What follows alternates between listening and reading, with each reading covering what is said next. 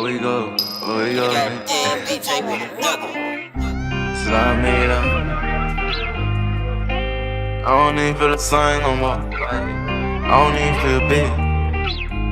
I don't even feel like nobody, to be honest. I don't know what the fuck I am or what I'm doing.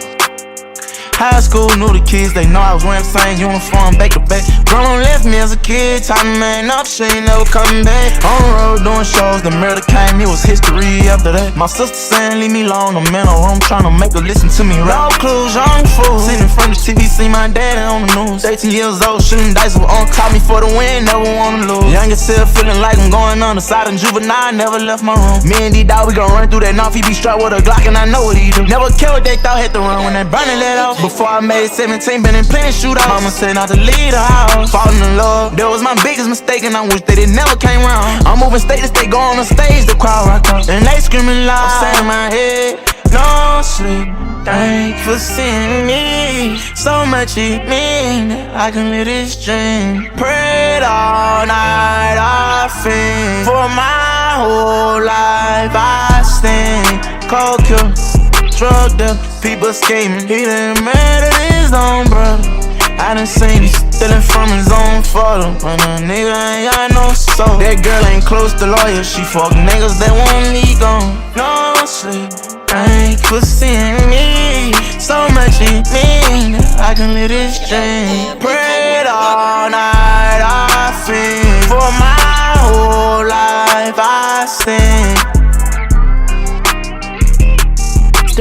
Oh yeah, we right back up on this. Amazing work. It's time for us to show the world what we have. We're not gonna stop. I got a call from my woman right before I was about to expose some evil dealings that were happening right in front of me. My intentions were purely for entertainment, but I guess I'm too witty for myself to notice. I just wanted to jot some lyrics that can shock them, give them something to amaze them. Since my life, your entertainment, why not? But I'm constantly reminded not to take it too far with my football approach. I think what we artists fear the most is being ignored, because without attention we can't break the bank and get mad applause. The state of rap got us trolled for being gangsters and drug dealers who trying to turn the world into packs of killers and sinners. But it's not exactly what it is. What you are thinking, maybe it's the opposite. A black man lacks conviction if he doesn't mention gang affiliation. If we're not locked up, then they want us to be starting something. They want us to be starting something. They want us rapping nonsense monsters without a conscience. But what is innocent is not loved, and I guess Martin Scorsese also got it bad, cause if he ain't providing old school gangsters, his movies won't matter to the broader spectrum of movie goers. They want that blood and gore. They accused Tyler Perry of exploiting black trauma, but that's his armor against the people that don't want to see blacks as Captain America. They just want us broken, struggling to keep up with 11 baby mamas and their dramas. I guess the laws that govern our perceptions reject them things that are too perfect. TV has to be jarring, a perspective that is scary, blurry vision of a drug fiend.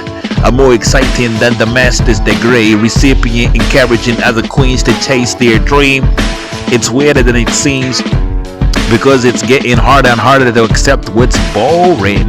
If we make school uncool, then the rest of the kids can just build a life on YouTube, posting podcasts, and that will do, but it's not enough. There's a lot of stuff they need to learn. Being street smart is exactly what gets a lot of people shot.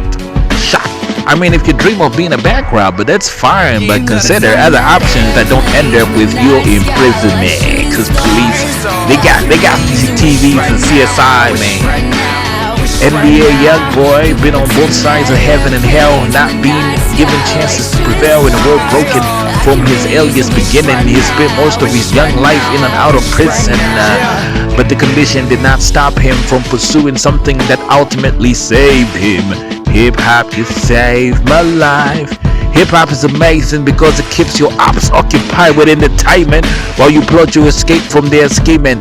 Fix Donald Trump for the presidential pardon that got my good friend finally free, and I bet the rest of his career is gonna be awesome. Can't wait to see much more. Thanks for inspiring us all.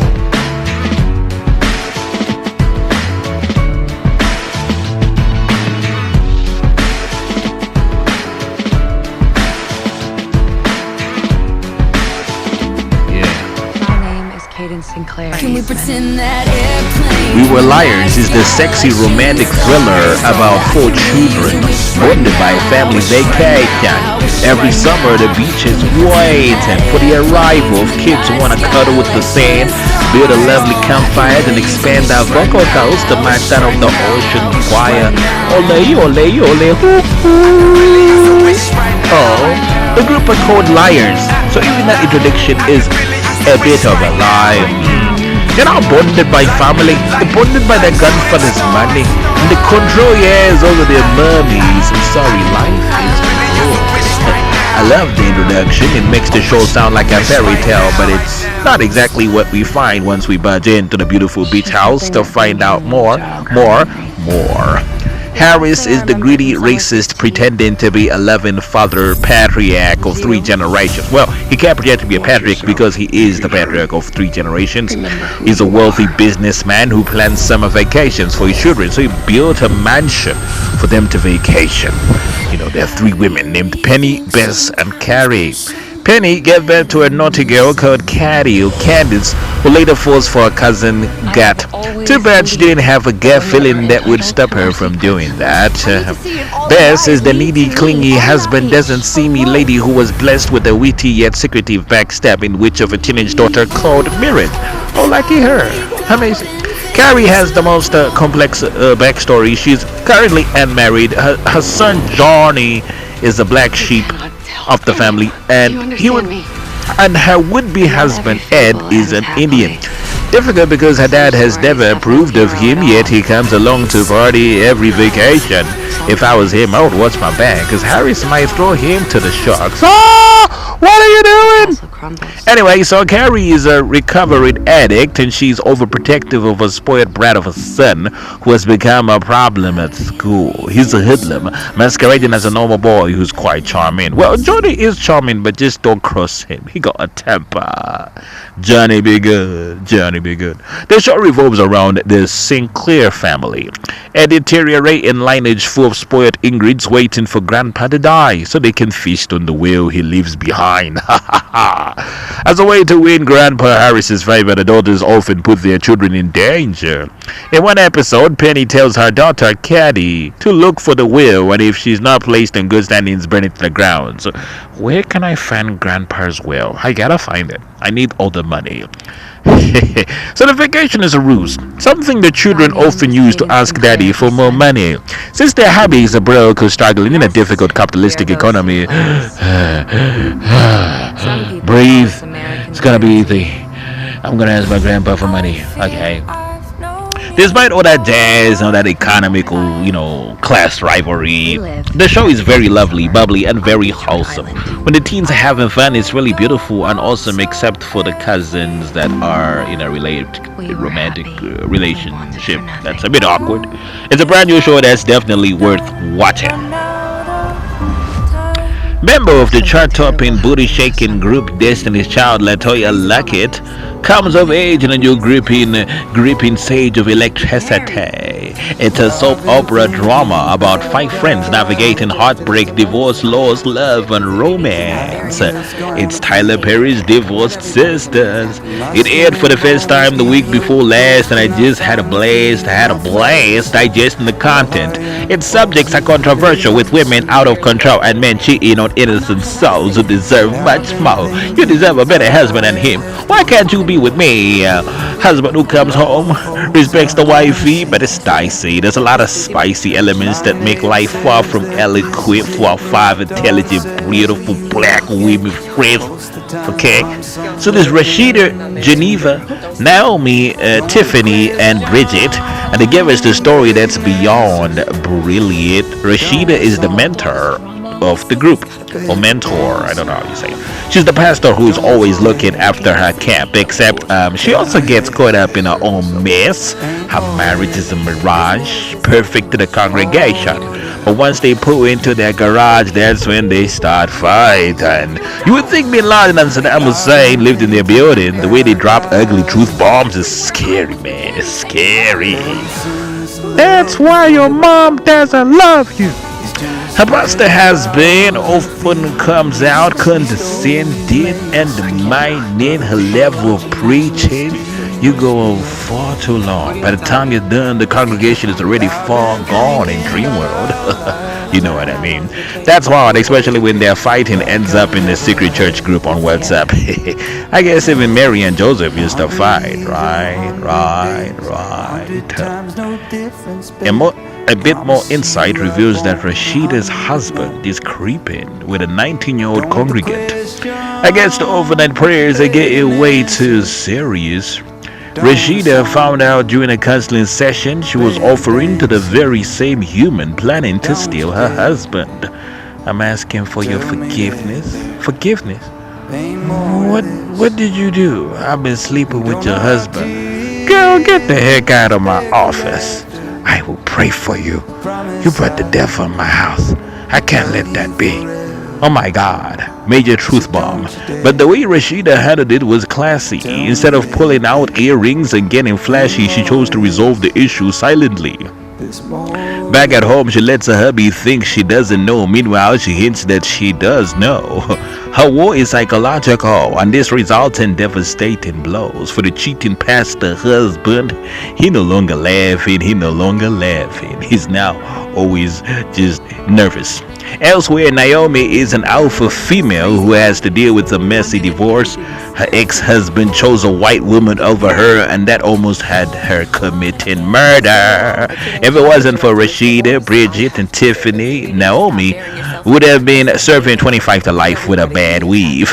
But instead, she ate $30 million in the divorce settlement that has her icy and her ice cold veins feeling nice. She needs to chill, but she wants everything owned by the lover of her ex-husband. I will not stop until I get my jewels. I want my money. That's my money. That's my house. The show is really funny, but very serious, touching on subjects that a lot of us are dealing with. Like, I got 4 ex-wives. I'm kidding, guys. I'm clean. Well, who knows? When it comes to controversy, the Midford sisters make the Kardashians look like high school nuns. They make Maya Khalifa look like Cece Winans.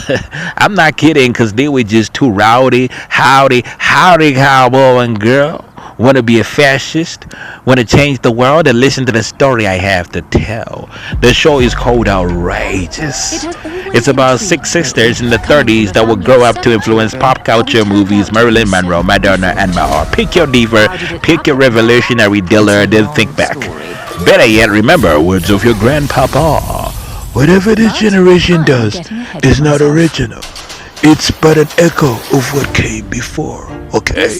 The show tells us all the scandals, the rebellions against the system that made the sisters famous and infamous at the same damn time. Their main crime being too political, too unladylike, judgmental, refusing marriage partners that daddy wants in favor of other ones. They pursued Bibles. They pursued radical government. I mean, one of them is rumored to have dated Hitler. They wanted power, influence, and more what men had, so they went against their father's judgment. Getting drunk and other forms of rebellion were constant form of speaking their opinion, their minds. For better or worse, the Midford sisters changed the times. I watched the first episode. It was so damn sublime. You gotta see it. State of the country. A return to a Britain that is truly great. We're not meant to be in the kitchen. Women can change the world. Women have a chance to be brave, like the Midford sisters. The scandal, the delicious scandal. They brought something, a revolution. Whatever we like. Master's degrees and presidents who are female. Yo, with your life, try to make a difference. Fight for your dreams, and all that jazz. It's not you. Don't tell me who I am. It is our business. Oh, Winston. The whole country is angry with you. I don't care. What are you thinking? How are we going to keep our family together?